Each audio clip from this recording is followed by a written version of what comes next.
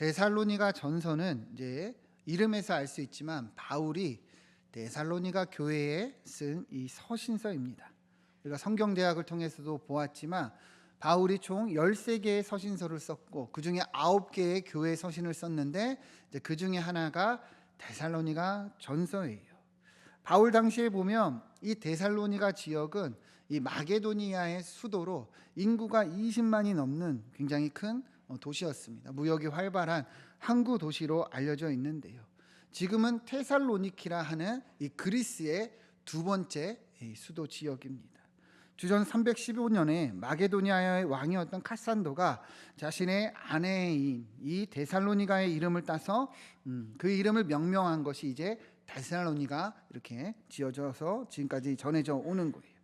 바울은 사도행전을 보면 2차 전도 여행 때 이 실라와 디모데와 함께 이곳에 들려서 이제 복음을 전하였습니다. 여러분 사도행전 우리가 나누었던 거 기억하시죠? 그 배경을 좀 보면 좋겠는데요. 17장 사도행전 17장 1절부터 보시면 바울이 이제 그들이 암비볼리 그리고 아볼로니아로 다녀가 데살로니가에 있는 이르되 거기 유대인의 회당에 있는지라 이렇게 얘기를 합니다. 그래서 그들은 바울과 실라와 디모데가 함께 이렇게 데살로니가 이르러 유대인의 회당에서 이제 복음을 전했다는 거예요. 2절 보시면 바울이 자기의 관례대로 그들에게 들어가서 새 안식일에 성경을 가지고 강론했다 얘기를 하는데요. 바울은 늘 하던 대로 유대인들이 모여 있는 이 회당에서 복음을 전했다는 거예요. 특별히 새 안식일 동안 전했다 얘기를 하는데 새 안식일이란 의미는 3주를 얘기하는 거예요. 3주 동안 성경을 강론했다는 것이죠. 여러분 성경을 강론했다는 의미가 무엇입니까? 설명했다는 거예요. 그죠? 자, 3절을 보면 바울이 전한 내용은 이렇게 성경을 풀어서 그리스도가 해를 받고 죽은 자 가운데서 다시 살아나야 할 것을 증언하고 이르되 내가 너희에게 전하는 이 예수가 곧 그리스도라 하니 이렇게 얘기를 합니다. 그러니까 바울이 3주 동안 데살로니가에 있는 회당에서 전한 내용이 뭐예요? 바로 예수 그리스도라는 거예요. 성경을 풀어서 이 성경에서 메시아를 얘기하고 그리스도를 얘기하는데 이분이 바로 누구냐? 바로 예수님이시다. 그분이 우리를 위해서 오신 하나님이 보내신 바로 메시아 하나님 아들이시다 이렇게 전했다는 거예요. 그래서 4절을 보면 어떤 일이 일어나느냐? 그 중에 어떤 사람 곧 경건한 헬라인 그러니까 유대교를 믿는 이 이방인들을 얘기하는 거예요. 그 경건한 헬라인의 큰 무리가 많은 사람이 믿었다는 거죠. 그리고 적지 않은 귀부인도 권함을 받고 바울과 실라를 따랐다 이렇게 얘기합니다. 바울이 2차 전도 여행 때 이렇게 데살로니가에서 복음을 전하여서 이러한 많은 사람들이 믿게 된 것을 이야기하는 거예요. 그러니까 지금 어디에 지금 편지를 하는 거예요? 그 데살로니가 교회에 편지를 하는 것이죠. 자, 그런데 3주 동안 전하였는데 어떤 일이 일어나냐면 이 바울과 실라와 디모데를 이제 시기한 유대인들이 이제 불량배를 동원해서 이들을 박해합니다. 그래서 복음을 전하지 못하게 해요. 그래서 바울이 이곳을 피해서 어디로 가느냐? 여러분 기억하십니까? 베레아 사람들은 마음이 너그러워서 성경을 너그러이 받아서 그래서 날마다 그 말씀을 그러한지 상고했더라 그랬던 기억 나시죠? 그래서 베레아로 이동을 했어요. 근데 베레아로 피신을 했는데 거기서도 또 유대인들이 불량배들을 동원해서 쫓아와 가지고 이제 그리스 아덴으로 이제 피신을 했습니다. 자, 그런데 여러분 한번 생각을 해보세요. 바울이 그렇게 복음을 3주 동안 어떻게 보면 짧은 시간 동안 복음을 전하였는데 많은 사람들이 믿었어요. 근데 유대인들이 박해함으로 그곳을 피신하니까 이제 아덴까지 와서 어떤 거예요?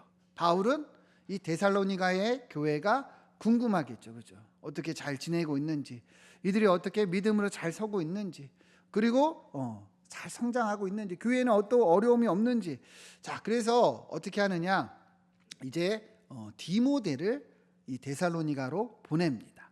그래서 거기 가서 데살로니가 교회가 어떠한지 형편을 잘 보고 와라, 소식을 가지고 와라 이렇게 한 거예요. 그리고 바울은 고린도로 이동을 하고 2년이 지나서 이제 디모데가 데살로니가 교회의 소식을 가지고 옵니다.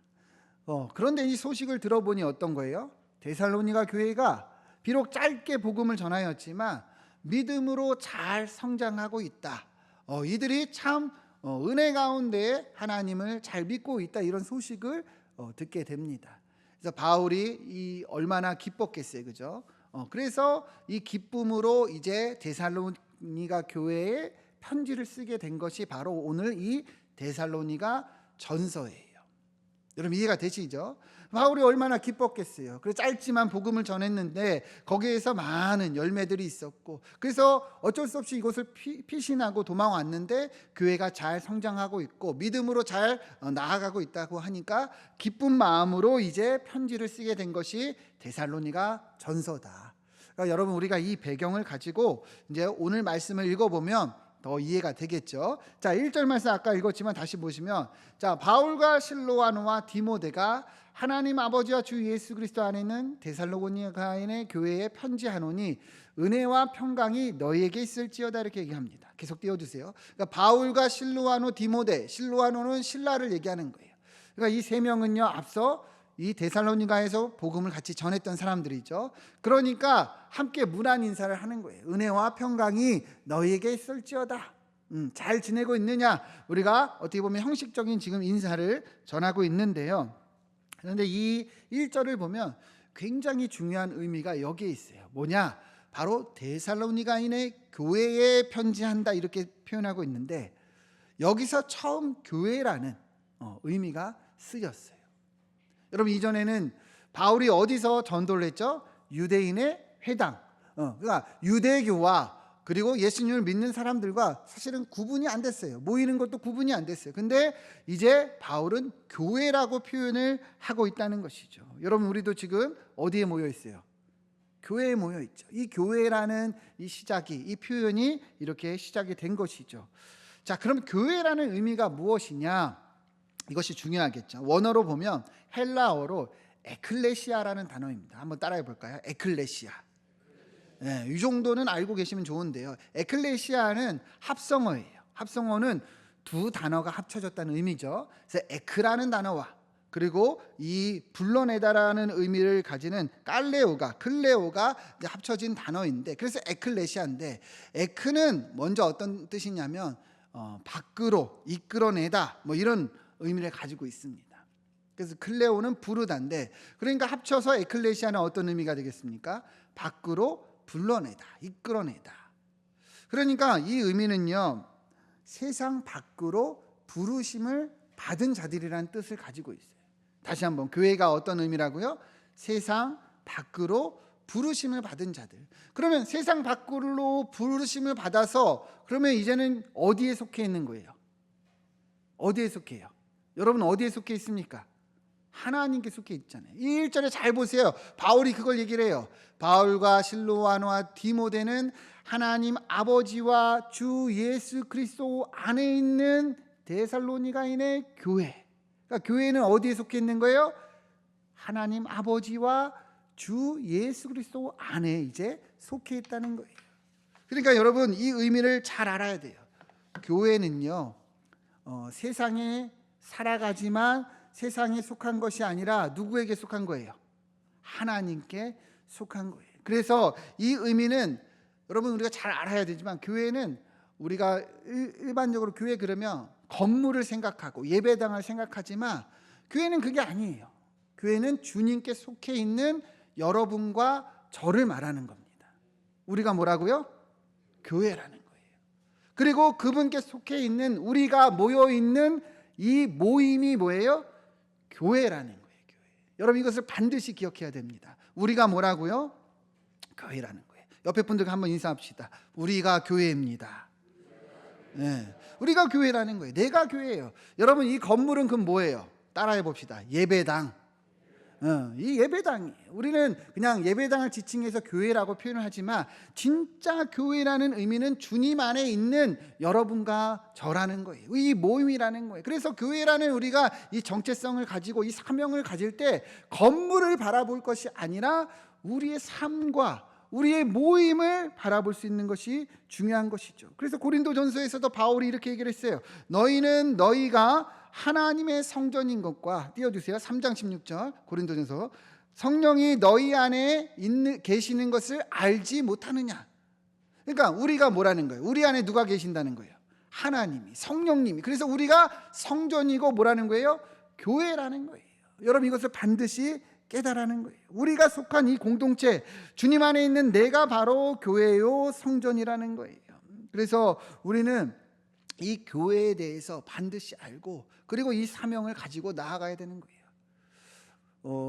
많은 교회들이 성전 건축이다, 그리고 교회를 짓는 것에 대해서 굉장히 사명을 가지고 크게 짓고 멋있게 짓고 이것을 중요하게 여기지만 어떻게 보면 뭐 의미가 있는 거죠. 그런데 진짜 교회의 사명은 우리 삶이 하나님 앞에서, 교회인 우리가 하나님 앞에서 바르게 살아가는 것이 진짜 사명이라는 것을 깨달아야 되는 거예요. 고린도전서 3장 17절 말씀 보시죠. 누구든지 하나님의 성전을 더럽히면 하나님이 그 사람을 멸하시리라. 하나님의 성전은 거룩하니 너희도 뭐하라? 그러하니라. 그러니까 하나님의 성전은 거룩해요. 다시 말하면요, 우리가 뭐라 그랬어요? 성전. 우리가 뭐라 그랬어요? 교회. 그러니까 우리의 삶이 뭐 해야 되는 거예요? 거룩해야 된다는 거예요. 그러니까 교회가 어떤 사명을 가지고 어떤 정체성을 가지고 있느냐, 크게 짓고 건물 짓고 이게 아니라 우리가 거룩하게 사는 것이 사명이고 정체성이라는 거예요. 물론 중요하면 필요하면 건물도 잘 져야겠지만 마치 그게 비전이고 사명인 것처럼 우리가 착각하면 안 된다는 것이죠. 여러분, 교회라는 건물은 거룩할 수도 없고 거룩하게 지을 수도 없어요. 우리 자신이, 교회인 우리가 하나님 앞에서 구별되고 바르게 사는 것이 주님이 원하신다는 거예요. 우리는 세상 밖으로 부르심을 받은 자들이에요. 그래서 지금 어디에 속해 있어요? 주님 안에 속해 있어요. 그래서 세상에 살지만 주님께 속한 자로서 이 땅에서 우리의 삶을 통해서 주님의 이 뜻을 실천해 가야 돼요. 빛과 소금으로 부르셨습니다. 하나님을 사랑하고 이웃을 사랑하라 말씀하셨습니다. 그것이 우리의 사명이고 정체성이라는 것을 여러분 잊지 않기를 축원드립니다. 바울이 그것을 얘기하는 거예요. 데살로니가 교회 얘기하는 거예요. 나아가 지금 우리 빗소리 광성교회 얘기를 하며 교회인 여러분과 저에게 이야기를 하고 있다는 것이죠. 주님 안에 있는 우리가 교회다. 그러니까 늘 정신을 차려야 되는 거죠. 내가 교회다. 내가 교회다. 나를 통해서 하나님의 뜻이 나타나고, 나를 통해서 하나님의 뜻이, 하나님의 비전이, 하나님의 계획이 이루어진다는 것을 여러분 우리 반드시 기억하기를 소망합니다. 자, 그래서 바울이 이제 데살로니가 교회라고 표현하고 주님 안에 너희가 있다고 이제 문안 인사를 하면서 이제 이들의 모습을 이제 감사하며 기뻐하며 칭찬을 하는데요. 2절부터 보시면 우리가 너희 모두로 말미암아 항상 하나님께 감사하며 기도할 때 너희를 기억함은, 그 다음 보시죠. 3절. 너희의 믿음의 역사와 사랑의 수고와 우리 주 예수 그리스도에 대한 소망의 인내를 우리 하나님 앞에서 끊임없이 기억하노니, 이렇게 얘기를 합니다. 무슨 말이냐? 들어보니까, 전하여진 소식을 보니까 이 데살로니가 교회에 어때요? 믿음의 역사, 사랑의 수고, 그리고 예수님에 대한 소망의 인내가 나타난다는 거예요. 그러니까 감사하고 기도하고 기뻐하고 있다는 것이죠. 데살로니가 교회의 이 모습, 우리 간단히 얘기를 하면 믿음, 사랑, 소망이에요. 우리는 믿음, 소망, 사랑 이렇게 얘기를 하죠. 근데 순서가 바뀌었지만 똑같은 얘기를 하고 있어요. 이렇게 귀한 교회로 잘 성장하고 있다는 것이죠. 그래서 4절을 보면 이것을 보니까 하나님의 사랑하심을 받은 형제들아 너희 택하심을 아노라. 이런 것이 주님의 자녀들의 모습이라는 것을 이야기하고 있는 것이죠. 여러분 한번 바울의 입장에서 생각을 해보세요. 앞서도 얘기했지만 짧게나마 복음을 전하였어요. 그리고 피치 못해서 도망하듯 여기를 피신했어요. 그런데 이 교회가 이렇게 잘 믿음으로 성장하고 있으니 바울이 얼마나 기뻤겠습니까? 여러분, 이 데살로니가 교회뿐 아니라 우리 교회에도, 우리의 삶에도 이 믿음, 소망, 사랑의 모습이 나타나기를 축원드립니다. 이게 바로 교회의 모습이에요. 지역 교회에서 나타내어야 하는 모습이고 나타나는 모습입니다. 바울은 고린도전서에서도 이렇게 얘기했어요. 13장 13절을 보면 그런즉 믿음, 소망, 사랑 이 세 가지는 항상 있을 것인데 그 중에 제일은 사랑이라. 바울은 여기서는 사랑을 강조하고 있죠. 그런데 잘 보세요. 항상 있다는 게 뭐예요? 믿음, 소망, 사랑. 이것은 항상 있어야 된다는 거예요. 교회의 모습에서 늘 나타나야 되는 것이 이 믿음, 소망, 사랑이라는 거예요. 여러분과 저의 삶에서 이 세 가지가 어때요? 항상 있어야 된다는 거예요. 여러분 믿음이 있으십니까? 소망이 있으십니까? 사랑이 있으십니까? 이것이 우리 삶에 드러나야 된다는 게 기독교의 가장 중요한 가치이고 덕목이라는 것이죠. 그런데 오늘 본문을 보면 이 믿음, 소망, 사랑에 대해서 바울은 데살로니가 교회에 나타난 이 모습에 대해서 더욱더 분명하게 더욱더 구체적으로 이야기를 하는데요. 바울은 이 데살로니가 교회에 먼저 믿음의 역사가 나타나고 있다고 그랬어요. 믿음의 역사. 여러분 믿음의 역사가 의미하는 것이 무엇입니까? 역사는 영어로 보면 works예요. 그러니까 결과, 어떤 나타나는 일을 얘기를 합니다. 다시 말하면 믿음이 있으면, 여러분 잘 들으세요, 믿음에 따른 어떤 결과, 믿음이 있으면 믿음이 있기 때문에 나타나는 일들이 있다는 거예요. 그게 데살로니가 교회의 모습이라는 건데요. 여러분 제가 한번 예를 들어볼게요. 여러분 믿음이 있으면 어떤 행동들이 나타나는가? 제가 아이들과 종종 이제 놀이터에 갑니다. 놀이터에 가면은 이제 미끄럼틀이 있죠. 미끄럼틀을 타려면 올라갑니다. 근데 어떨 때는 이제 우리 막내 같은 경우는 미끄럼틀을 올라갔다가도 안 타고 다시 내려오는데 아빠한테 안기려고 그래요. 그 미끄럼틀 높은 데서.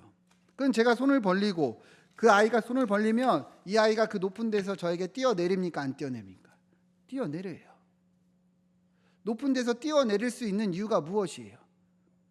아버지에 대한 믿음 때문이죠. 이해가 되십니까?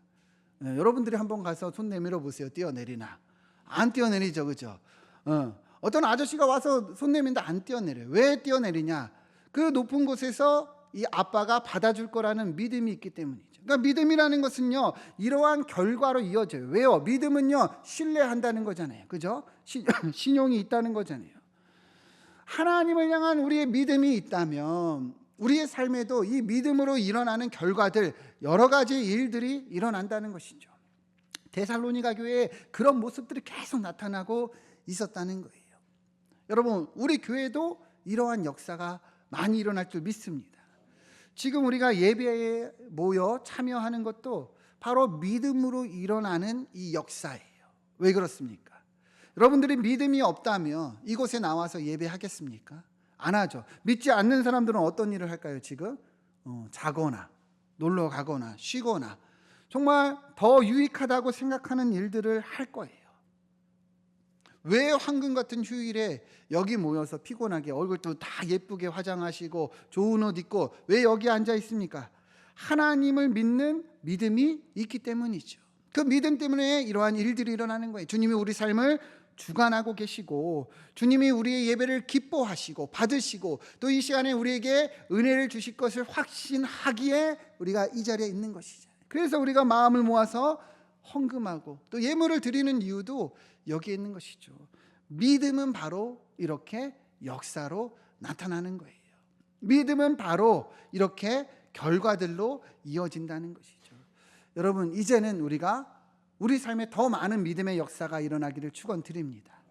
하나님을 믿는 믿음이 있다면 여러분 우리가 그 믿음으로 말씀을 붙잡고 살아가는 역사들, 믿음으로 기도하는 역사들, 믿음으로 그 주님의 뜻을 실천하는 그러한 역사들이 많이 일어나기를 축원드립니다. 이게 데살로니가 교회의 모습이었고 또 모든 교회와 또 우리 성도들의 삶에서 나타나야 되는 일들이라는 거예요. 이게 바로 믿음인 줄 믿습니다. 자, 그럼 두 번째 바울은 뭘 얘기를 했냐면 우리 한번 따라해 봅시다. 사랑의 수고. 예, 믿음, 소망, 사랑. 근데 두 번째 사랑을 얘기했지만 이 사랑 가운데서도 특별히 사랑의 수고라고 표현하고 있어요. 이 말은 뭐냐면 사랑하면 수고한다는 거예요. 사랑은 헌신과 희생으로 나타난다는 거예요. 예를 들어서 이러한 모습이 예수님께서 우리에게 먼저 보여주셨던 모습이죠. 로마서 5장 8절을 보면 우리가 아직 죄인 되었을 때 그리스도께서 우리를 위하여 죽으심으로 하나님께서 우리에 대한 자기의 사랑을 확증하셨느니라. 예수님이 우리를 사랑하셨어요. 하나님이 우리를 사랑하셨어요. 사랑하셔서 어떻게 하신 거예요? 우리가 아직 죄인 되었을 때에 우리를 위해서 모든 고난과 고초를 다 당하시고 십자가에서 죽기까지 하셨어요.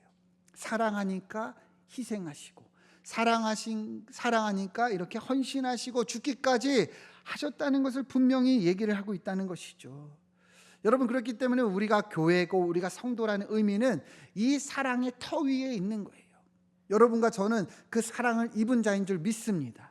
그 사랑의 수고가 우리 삶 가운데 이미 이루어져 있는 거예요. 우리의 삶 가운데, 우리의 믿음 가운데 이미 이루어져 있어요. 그러니까 우리도 주님을 믿고 이 사랑을 입은 자로서 여러분, 우리도 우리 삶에 이러한 모습이 나타나야 된다는 것이죠. 요한복음 13장 15절 보면 예수님 말씀하셨어요.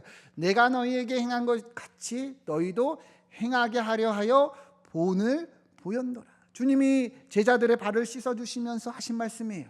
이 제자들의 발을 씻어주신 게 뭐예요?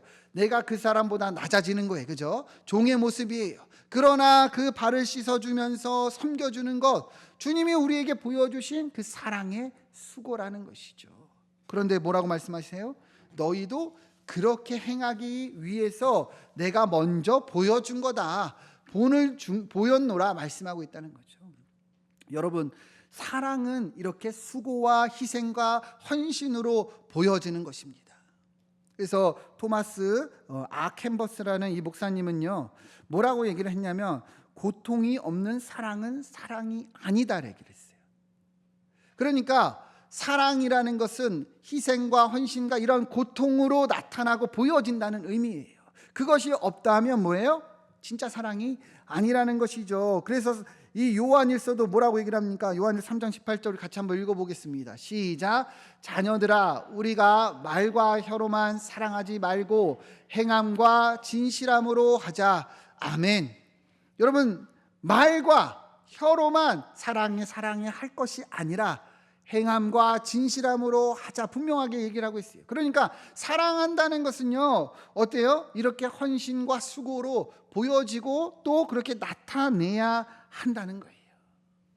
이게 데살로니가 교회의 모습이었어요. 여러분, 우리 교회도 이러한 모습이 나타나기를 소망합니다. 우리 교회인 우리의 삶에도 이러한 모습이 나타나기를 소망합니다. 제가 이 말씀을 준비하면서 곰곰이 생각을 했어요. 우리 교회도 얼마나 많은 사랑의 수고가 이렇게 쌓여 있고 이 사랑의 수고로 이렇게 세워져 가는가. 매주 차량 운행하는 우리 집사님 계시고 찬양팀 하시고 또 여러 가지 안내로 보이지 않는 곳에서 청소하고 또 준비하고 그런 분들이 너무 많아요. 제가 이렇게 CCTV로도 보지만 정말 안내하는 우리 집사님들 계시고 정말 이 사랑으로 수고하는 모습들로 인해서 교회가 세워져 가는 겁니다. 여러분, 믿으십니까? 말과 혀로만 하는 것이 아니에요. 그거는 사랑이 아니에요. 그거는 그냥 형식입니다. 제가 우리 주일학교도 보면은 주일학교 선생님들 10시에 매일 온라인 예배 드려요. 사실 교회에 와서 온라인 예배 드린다는 거 엄청난 희생입니다. 현장 예배를 드리는 것이 훨씬 더 말씀도 잘 들리고 은혜가 돼요. 그런데 교회 사정상 그렇게 희생하는 거죠. 교육자가 없어요. 말씀도 직접 교재를 가지고 준비합니다. 그런데 여러분, 이렇게 사랑하는 것이 수고함으로 보여지는 것이 하나님이 보실 때 이게 교회의 모습이고 기뻐하는 모습이라는 거예요. 여러분, 왜 내가 희생해야 되느냐? 왜 나만 헌신해야 되느냐? 저 집사님, 저 권사님, 저 성도는 안 하는데, 여러분, 교회는 그런 게 아니라는 거예요. 희생하고 섬김이 정말 이 사랑이 그렇게 나타나는 것이 교회라는 것입니다. 하나님이 그것을 기뻐하시고 그게 당연한 모습임을 여러분, 우리가 알기를 소망합니다. 요한일서 4장 10절 보면 왜 우리가 이렇게 사랑으로 희생해야 되느냐? 사랑은 여기 있으니 우리가 하나님을 사랑한 것이 아니요 하나님이 우리를 사랑하사 우리 죄를 속하기 위하여 화목제물로 그 아들을 보내셨습니다. 하나님이 먼저 우리를 사랑하셨다는 거예요. 하나님이 우리를 이렇게 사랑하셨다는 거예요. 그러니까 이 사랑을 입은 자들도 어때요? 사랑해야 된다는 거예요. 우리 11절 같이 한번 읽어보겠습니다. 시작. 사랑하는 자들아, 하나님이 이같이 우리를 사랑하셨은즉 우리도 서로 사랑하는 것이 마땅하도다. 아멘. 여러분, 우리도 서로 사랑하는 것이 뭐 하는 거예요? 마땅한 거예요. 당연한 거예요. 근데 사랑은 뭐가 따르는 거예요? 희생, 섬김, 수고가 따르는 거예요. 그것이 없이는 여러분, 사랑을 보일 게 없는 거예요. 말과 여로할 것이 아니라 행함과 진실함으로 해야 되는데, 이 사랑은 희생과 수고와 헌신, 섬김이 반드시 보여진다는 것이죠. 우리 주님은 우리를 그렇게 사랑하셨습니다. 믿으십니까? 그러니 우리도 서로 그렇게 사랑해야 된다는 거예요. 제가 얘기하는 것은 이 교회에서만 얘기를 하는 게 아니에요. 우리 모임 가운데서만 얘기하는 것이 아니에요. 여러분들의 가정, 직장, 여러분들이 속한 자리에서 여러분 이러한 희생을 가지고 사랑하시길 축원드립니다. 말만 아니라 내가 정말 사랑한다면 보여지는 것이 있어야 되는 거예요. 섬김이 있어야 되는 거예요. 저는 산상수훈을 금요기도회 때 한동안 준비하면서 정말 마음에 그걸 새겼어요. 내가 속한 자리에서 말과 그냥 혀로만 할 것이 아니라 섬기고 희생하고 봉사해야 된다. 그것이 진짜 빛이고 소금이고 사랑이라는 것을 저는 절실하게 깨달았습니다. 그래서 저는 어떻게든 주변을 돌보려고 애를 쓰고 있어요. 여러분, 우리가 다 그러하기를 소망합니다. 여러분들의 주변 사람들을 돌보고 그 사람이 믿던 안 믿던 우리는 이 빛과 소금의 역할을 감당해 가야 되는 거예요. 그러면 하나님이 기뻐하시고 또 하나님이 칭찬해 주실 줄 믿습니다. 그게 교회라는 거예요. 그게 교회라는, 데살로니가 교회고 빗소리 방송 교회고 우리가 교회라는 것입니다. 그렇게 사랑으로 수고하길 소망합니다. 세 번째, 자, 믿음, 사랑. 뭐 하나 남았어요? 소망. 자, 이 순서는 바뀌었지만 소망을 얘기를 하는데, 바울은 특별히 이 데살로니가 전서에서 소망을 뭐라고 표현하냐면 인내라고 표현하고 있어요. 소망의 인내가 나타났다. 이 말은 뭐냐? 소망이 있으면 인내한다는 거예요. 원어로 보면 히포모네라는 이 헬라어인데 머물다라는 의미를 가지고 있습니다. 인내는 뭐냐면 머물다는 거예요. 어디에 머무는 거예요? 소망 가운데 머무는 거예요. 그리스도인의 삶에 있어서 이 믿음, 사랑 그리고 소망의 인내가 반드시 나타나야 된다는 거죠. 당시 데살로니가 교회를 보면 이해가 할 수 있어요. 데살로니가 교회는 앞서 바울도 박해를 당했지만 정말 로마인의 박해, 유대인들의 박해로 인해서 어려움을 겪었습니다. 믿음으로 사는 것이 쉽지 않았어요. 그러나 이 교회는, 이 성도들은 어떻게 산 거예요? 소망을 가지고 참고 견뎠다는 거예요. 바울은 지금 이것을 얘기하는 거예요. 여러분, 성도는, 교회는 소망 가운데 인내하는 삶을 살아야 합니다. 여러분과 저의 삶도 다 이 고난이 있고 역경이 있고 걱정과 고민들이 분명히 있을 겁니다. 어떻게 보면 우리의 몸은 이제 늙어져 가고, 그죠? 우리의 몸은 쇠하여져 가요. 제가 오늘 이 예배당에 올라와서 기도하고 뒤에 앉아서 찬양하는데 자꾸 앞선 우리 믿음의 선진들의 자리가 보여요. 그래서 우리 윤홍희 장로님의 자리도 보이고 돌아가신 분들의 자리가 막 보이는 거예요. 근데 사실은 돌아가신 분들, 하나님께 부르심을 받은 분들의 생각하면 마음이 아파요. 그죠? 근데 그 뒤에 또 무슨 마음이 드느냐? 다시 만날 것을 기대하고 또 고대하게 되는 것이죠. 여러분, 이것이 우리 소망 아닙니까? 주님 우리에게 어떤 소망을 주셨어요? 여러분, 거울 한번 보세요. 머리가 이제 하얘져 가죠. 이제 머리가 자꾸 빠져가죠. 주름살이 막 깊어져 갑니다. 네, 죄송합니다. 근데 저도 그래요. 저도 이제 막 주름살이 깊어져요. 근데 그것을 보면서 인생에 무슨 소망이 있겠어요? 죽으면 다 끝인데, 그죠? 덧없잖아요. 근데 우리 그리스도인들은 소망이 있다는 거예요. 믿으십니까? 이 땅의 어려움과 이 고난도 소망이 있지만 죽음이라는 이 절망 앞에도 우리는 소망이 있다는 거예요. 그러니까 인내하는 것이죠. 하나님께서 저 영원한 천국에서 우리를 기다리시고 영원한 안식을 주시고 먼저 간 우리 믿음의 선진들 가족들을 다시 만나게 하실 것을 약속하셨습니다. 로마서 8장 24절 25절 보시죠. 우리가 소망으로 구원을 얻었음에 보이는 소망이 아니니 보는 것을 누가 바라리요? 만일 우리가 보지 못한 것을 바라면 참음으로 기다릴지니라. 아멘. 여러분, 보이는 것은 소망이 아닙니다. 왜 그렇습니까? 다 없어질 것이죠. 여러분, 아무리 돈이 많고 이 돈에 마음을 두고 살아도 여러분이 없어질 거예요.